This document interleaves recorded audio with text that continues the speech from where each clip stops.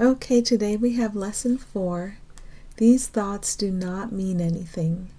They are like the things I see in this room, on this street, from this window, in this place.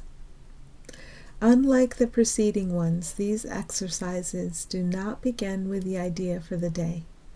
In these practice periods, begin with noting the thoughts that are crossing your mind for about a minute. Then apply the idea to them. If you are already aware of unhappy thoughts, use them as subjects for the idea. Do not, however, select only the thoughts you think are bad. You will find, if you train yourself to look at your thoughts, that they represent such a mixture that, in a sense, none of them can be called good or bad. This is why they do not mean anything. In selecting the subjects for the application of today's idea, the usual specificity is required. Do not be afraid to use good thoughts as well as bad. Those are both in quotes, good and bad.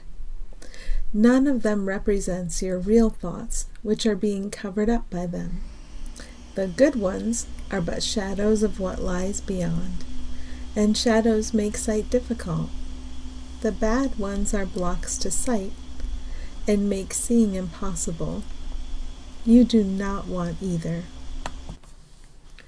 This is a major exercise and will be repeated from time to time in somewhat different forms. The aim here is to train you in the first steps toward the goal of separating the meaningless from the meaningful.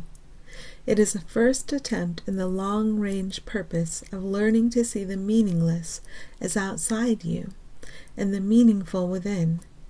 It is also the beginning of training your mind to recognize what is the same and what is different.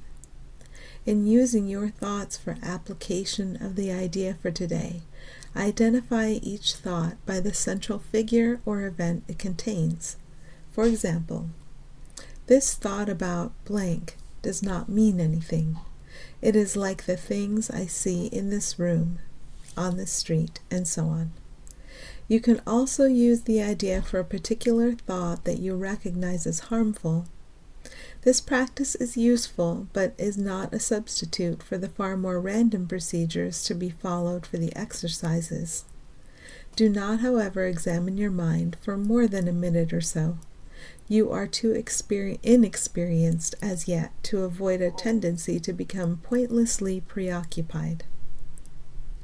Further, since these exercises are the first of their kind, you may find the suspension of judgment in connection with thoughts particularly difficult.